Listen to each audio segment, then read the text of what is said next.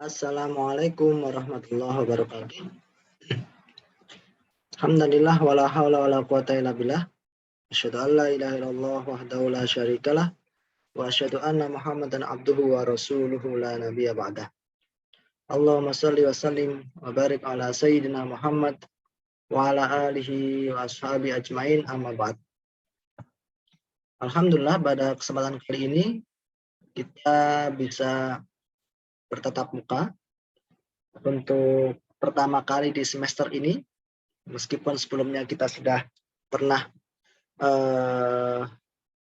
belajar bersama, yaitu pada mata kuliah Ulumul Hadis, tapi tentunya ini sedikit berbeda kajiannya, terutama yang baru ini ada tafsir ayat dakwah. Jadi kalau dilihat dari mata kuliahnya, hadis dan tafsir ayat dakwah ini sebenarnya terdiri dari dua mata kuliah yang digabungkan menjadi satu. Hadis dakwah dan tafsir ayat dakwah. Hadis dakwah sendiri, tafsir ayat dakwah sendiri. Dua mata kuliah ini digabungkan jadi satu menjadi hadis dan tafsir ayat dakwah. Oleh karenanya, jumlah SKS pada mata kuliah ini adalah 4 SKS karena gabungan itu tadi 2 SKS hadis dakwah dan 2 SKS tafsir ayat dakwah, maka totalnya menjadi 4 SKS. Baik, untuk perkenalan ya, sepertinya sudah kenal semua karena di semester kemarin sudah bersama saya pada mata kuliah Ulumul Hadis. Jadi langsung saja ya. Langsung ke kontrak kuliahnya. Di sini penilaian ya seperti kontrak kuliah di mata kuliah Ulumul Hadis, karena kita 4 SKS ya, itu maaf salah tulis. Jadi kita 4 SKS, satu SKS-nya itu 50 menit. Jadi 50 kali 4, totalnya 200 menit. Jadi nanti tidak mungkin kita gunakan dari jam 3 sampai jam berapa itu, jam 6 atau jam berapa. Tapi nanti akan ada penugasan. Jadi nanti presentasi, kemudian setelah presentasi tanya jawab, setelah tanya jawab boleh meninggalkan Zoom. Tidak harus sampai jam 6 sore. Nanti karena ada 2 mata kuliah, jadi dalam satu kelompok, dalam satu tatap muka itu ada 2 kelompok yang presentasi. Ada 2 kelompok yang presentasi. Mungkin saya tampilkan di Zoom-nya dulu. Sebentar.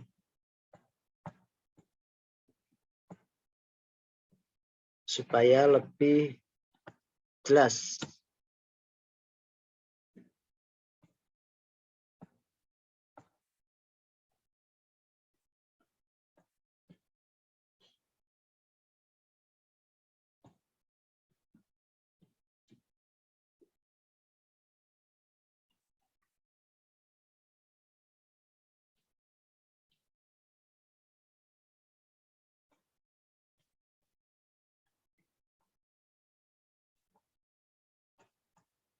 Sebagaimana biasa nanti akan ada 13 kelompok.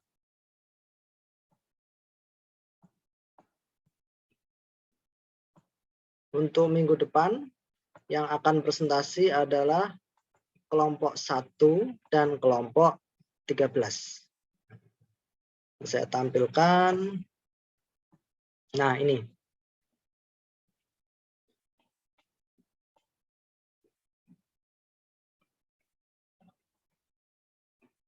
Baik. Tatap muka kedua ini minggu depan. Tatap muka kedua ini minggu depan. Jadi kita di sini akan menggunakan dua kitab. Pertama Asbabun Nuzul, kedua Asbabul Wurud. Nah, apa itu Asbabun Nuzul? Asbabun Nuzul itu sebab turunnya ayat Al-Qur'an.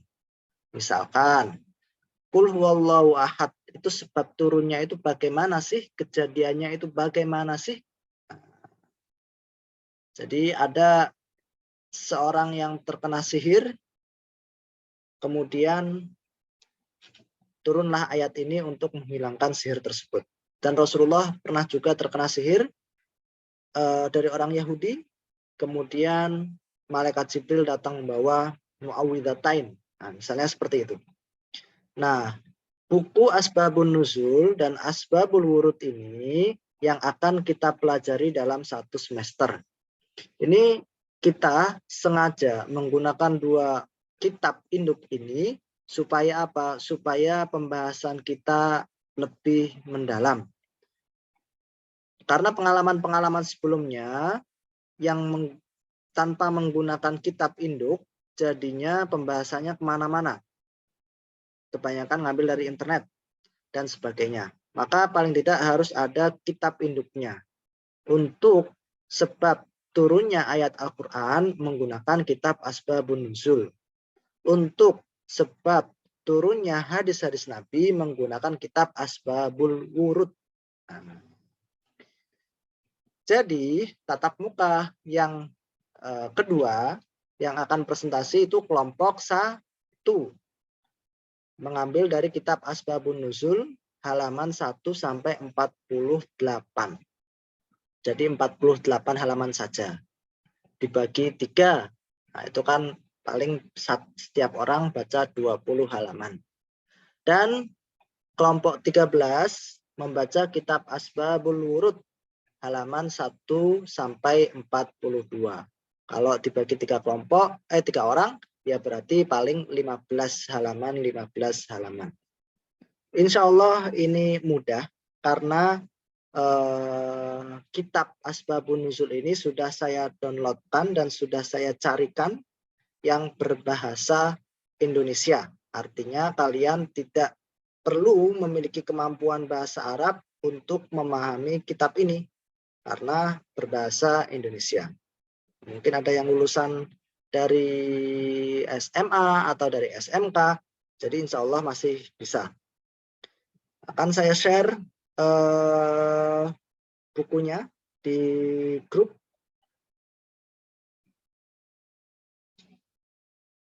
Jadwalnya sudah saya share dan ini bukunya.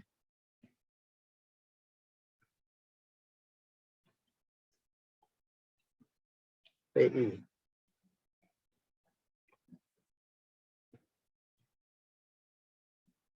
Nah, bukunya juga sudah saya share di grup. Masih proses. Ini bukunya totalnya untuk Asbabun Nuzul sebanyak 626 halaman.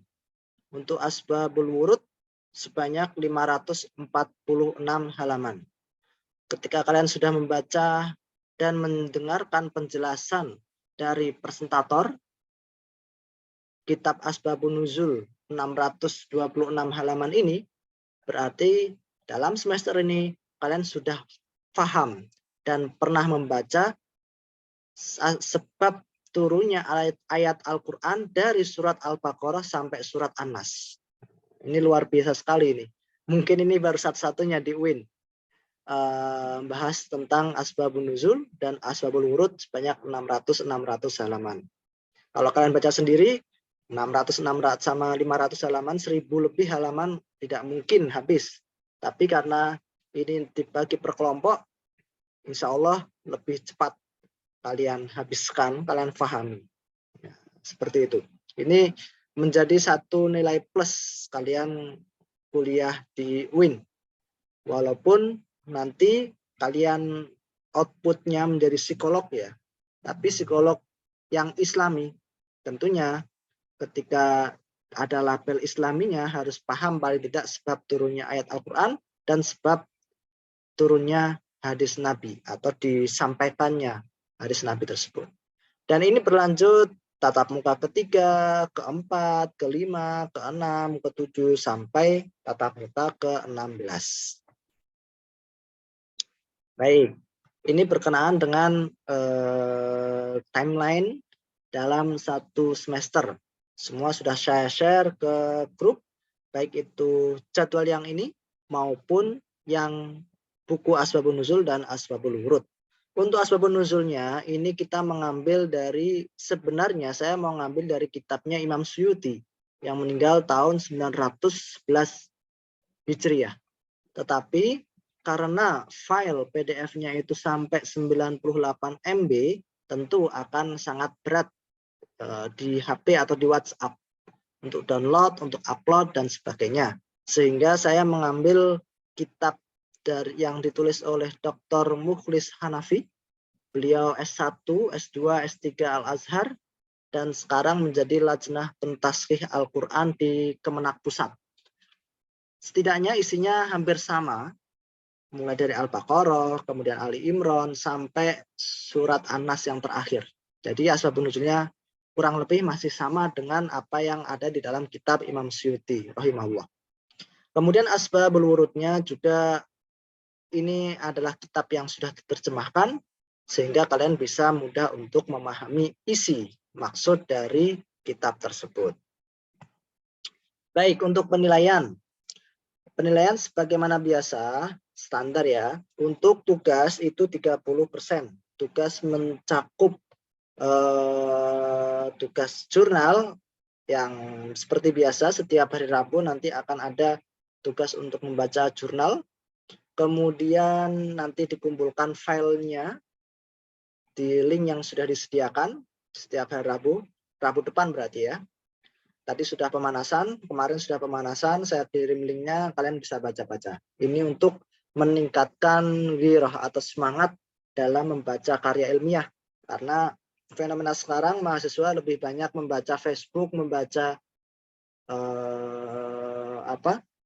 Twitter, kemudian TikTok daripada membaca jurnal atau buku. Maka harus lebih digiatkan lagi untuk membaca karya ilmiah, jurnal maupun buku. Keaktifan dan sopan santun. Kemudian UTS itu 30% dan UAS 40%. Kemarin ada yang UTS-nya dapat rendah, kemudian ada yang 26, ada yang 50, sehingga ketika di akhir saya naikkan nilainya. Kemudian menjelang akhir lagi, mau ditutup penilaian, dikunci sistemnya, saya naikkan lagi. Jadi apa yang sudah kalian dapat, nilai apa adanya itu, sebenarnya yang di sister, di nilai akhirnya itu sudah saya tambahkan. Paling tidak untuk apa ya, saya senang karena kalian dalam melaksanakan tugas, membuat makalah, kemudian jurnal, tugas jurnal kalian kerjakan dengan sungguh-sungguh. Ya memang ada 1-2 orang yang kurang lah ya, kurang semangat, kurang sering mengumpulkan tugas. Ya saya maklumi lah. Paling tidak 90% sudah bagus, maka ya nggak apalah saya naikkan lagi nilainya di akhir. Tapi untuk semester ini usahakan UTS-nya nilainya bagus, jangan sampai seperti semester sebelumnya, mungkin yang dapat nilai 30, ya kalau bisa yang semester ini 60 lah atau 70 lah. Nah, seperti itu. Yang dapat nilai 90, pertahankan nilai 90-nya. Untuk UTS. Insya Allah UTS hampir sama seperti yang semester sebelumnya dengan pilihan ganda semacam itu. Kemudian karena lebih objektif, apa yang di input, apa yang dijawab, keluar langsung nilainya. Dan buku sudah disediakan, buku induknya Asbabun Nuzul dan Asbabul Wurud. Meskipun buku induknya sudah saya sediakan, tetap kalian baca dari buku-buku yang lain. Karena ini judulnya kan tafsir ayat dakwah. Jadi kalian perlu untuk membaca kitab-kitab tafsir, mungkin tafsir yang berbahasa Indonesia juga nggak apa-apa. Atau ada yang bisa bahasa Arab, baca yang buku bahasa Arab, lebih baik. Tafsir Jalalain atau tafsir Ibnu Katsir, kan itu sudah tersebar ya, yang versi cetak maupun versi PDF-nya sudah banyak. Nah, ketika menulis makalah nanti selain yang ada di dalam buku yang sudah saya share, masukkan juga referensi-referensi yang lain. Seperti itu. Kemudian, minimal kehadiran. Jatah 25% absen, berarti maksimal 4 kali pertemuan tidak hadir. Jika absen lebih daripada itu, maka nilai sister otomatis terkunci dan tidak bisa diisi. Nah, untuk semester ini berbeda dengan semester sebelumnya. Jika di semester sebelumnya itu masih ada absensi di LMS. Sekarang semuanya e-learning, absen, semuanya sudah di sister. Jadi sister itu sangat ketat sekali ya jika dibandingkan dengan siakat yang kakak kelas kalian, kemudian LMS. Jadi kalau sister itu misalkan tidak hadir, tidak mengisi presensi kehadiran, maka jika lebih dari 4 kali tidak mengisi, tidak hadir 5 kali lah, itu ketika mau diinput nilai di akhir semester itu nggak bisa, warnanya jadi abu-abu, jadi nggak bisa diklik untuk dimasukkan angkanya. Jadi sangat ketat sekali sister itu. Maka usahakan setiap perkuliahan harus hadir. Nah, untuk tatap muka hari ini kontrak kuliah saya anggap hadir semua lah. Jadi semuanya hadir, tidak terkecuali yang sudah terdaftar di sister di kelasnya masing-masing, PI1, PI2 maupun PI3. Baik, ini berkenaan dengan kehadiran, minimal kehadiran 75%. Jadi jatah kalian untuk tidak hadir hanya 4 kali 25%-nya. Usahakan selalu hadir. Toh juga masih online kan ya. Kalau online insya Allah di mana saja juga bisa. Khususnya untuk presentator, usahakan di tempat yang benar-benar bisa untuk presentasi. Kalau khusus presentator. Kalau yang lain kan bisa di mana aja dengan segala kesibukan kalian. Baik, untuk format penulisan makalah ini standar menggunakan kertas A4, margin atas dan kiri itu 4 cm, margin kanan dan bawah ini 3 cm. Cover isinya judul, logo, dosen pengampu, anggota kelompok, UIN khas Jember, alamat UIN dan tahun. Ini standar. Insya Allah nanti hal-hal kecil semacam ini, poin-poinnya nanti dapat kalian review lagi di video yang akan saya share. Jadi nanti akan saya upload lagi video ini, sudah saya record, kemudian nanti akan saya share di grup untuk nanti ketika kalian presentasi, kalian bisa mereview lagi. Baik, font pada makalah. Font yang digunakan adalah Times New Roman ukuran 12. Footnote menggunakan ukuran 10. Penulisan Arab menggunakan tradisional Arabic ukuran 16. Semua kata asing ditulis miring. Bahasa Inggris, bahasa misalkan Jerman dan sebagainya itu ditulis miring jika ada di dalam makalah. Bahasa Arab yang ditulis Latin juga ditulis miring. Berkenaan dengan footnote, pengalaman dari makalah-makalah sebelumnya mungkin kurang perhatian terhadap footnote. Usahakan setiap halaman tuh ada footnote-nya, ada referensinya, supaya membedakan ini tulisan karya ilmiah daripada tulisan-tulisan yang lain. Jadi usahakan setiap halaman itu harus ada footnote-nya. Makalah terdiri dari 3 bab. Bab pertama pendahuluan, bab kedua pembahasan, bab ketiga penutup. Ketentuan halamannya sebagaimana biasa, pada bab kedua pembahasan itu minimal 10 halaman, tidak boleh kurang dari itu. Nah, insya Allah pasti lebih ya, karena setiap kelompok itu harus membaca 48 halaman ayat Quran maupun hadisnya. Nah, 48 halaman yang kalian baca itu tidak harus dimasukkan semua. Kalian bisa meresum, menyingkat, dipadatkan. Jadikanlah 20 halaman juga nggak apa-apa. Atau 15 halaman nggak apa-apa.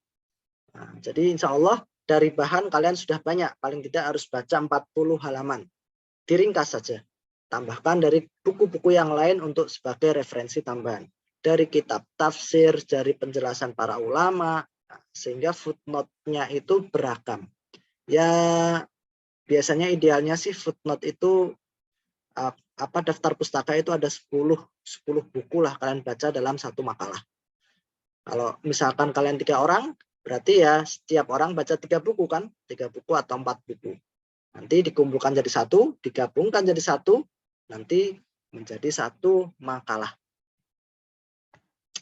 Baik, ketentuan plagiasi.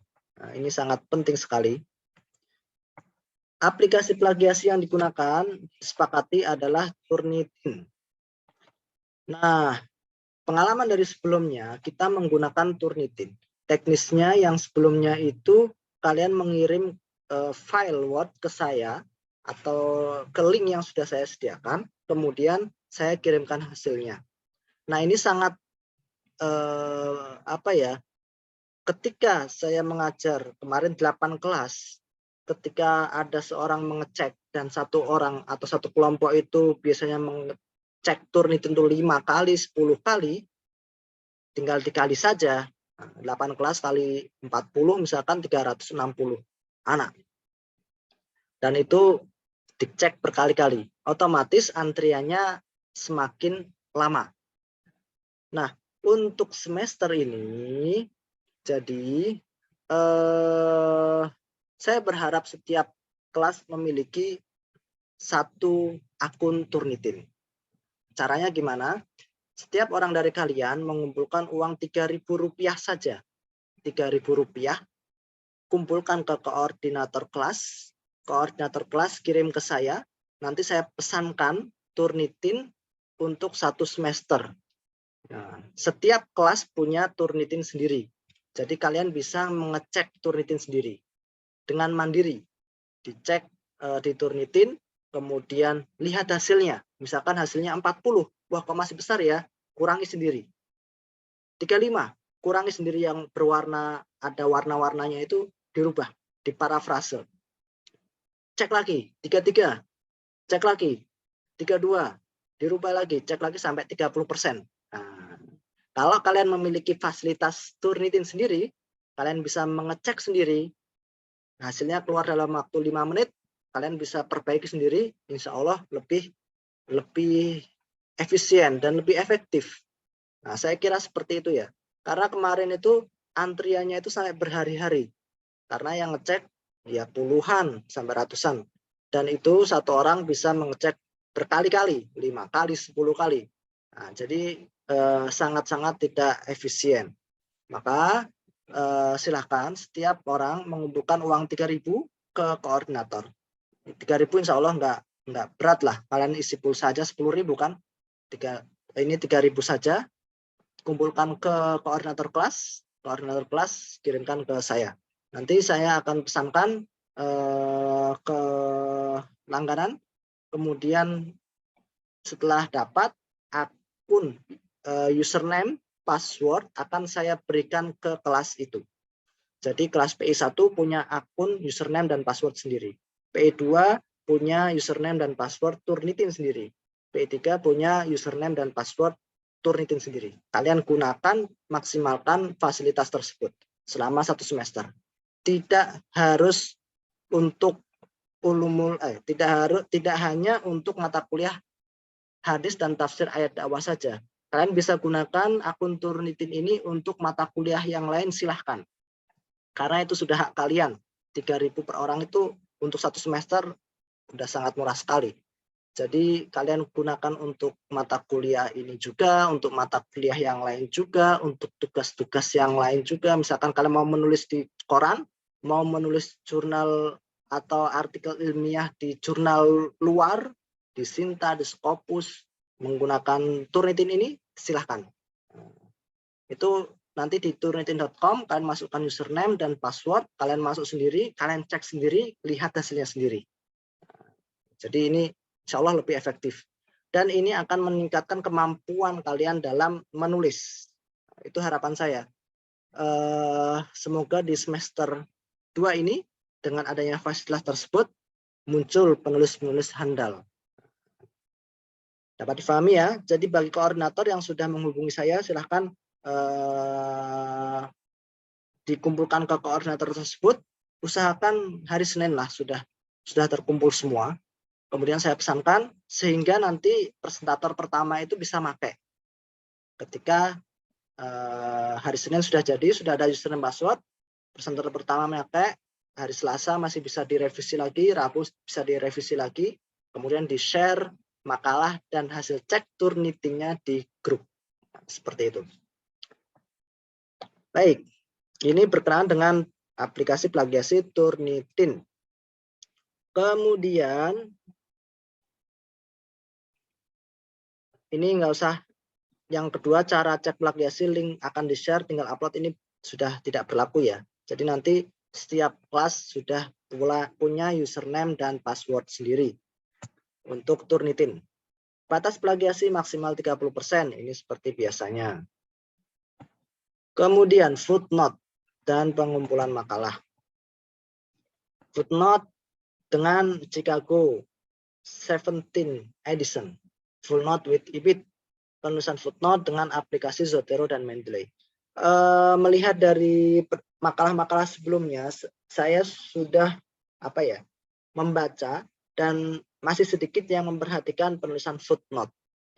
Jadi insya Allah nanti link tutorial Zotero Mendeley akan saya share lagi. Silahkan dipelajari lagi dan diaplikasikan di makalah kalian. Kalau kalian sudah terbiasa dengan aplikasi Zotero Mendeley, nanti ketika kalian menulis skripsi itu tidak akan kesusahan. Walaupun harus menulis 100 footnote dan daftar pustaka. Karena semua akan dibuat otomatis.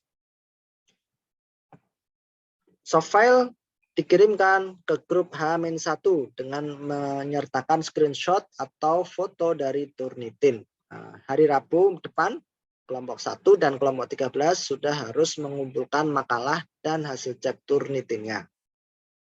Tugas jurnal diupload setiap hari Rabu. Nanti hari Rabu akan saya ingatkan untuk tugas jurnal ketika pagi. Sebagaimana biasa, saya akan share linknya, kalian baca, kalian resum, dan resumnya tidak boleh lebih dari 1 halaman. Jadi cukup singkat saja. Makalah moderator notulen. Jadi dalam presentasi, satu presentasi nanti akan ada pemakalah, dan ada moderator, dan ada notulen. Ini seperti biasa. Nanti tugas moderator mengatur jalannya acara. Kita menggunakan breakout room. Zoom-nya yang sempat terkendala ketika masuk breakout room segera diupdate. Dan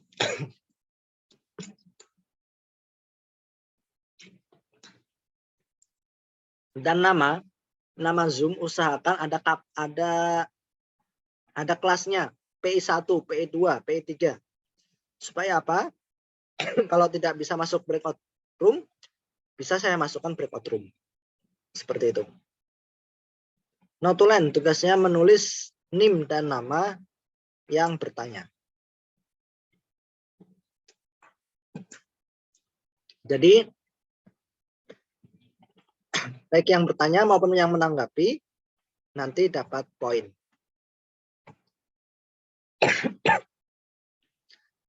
Setelah nama dan NIM ya, bukan nomor absen. Nama dan NIM ditulis, dikumpulkan di link yang sudah saya sediakan. Baik, untuk kontrak kuliah saya kira cukup itu saja. Setelah ini saya beri kesempatan untuk bertanya.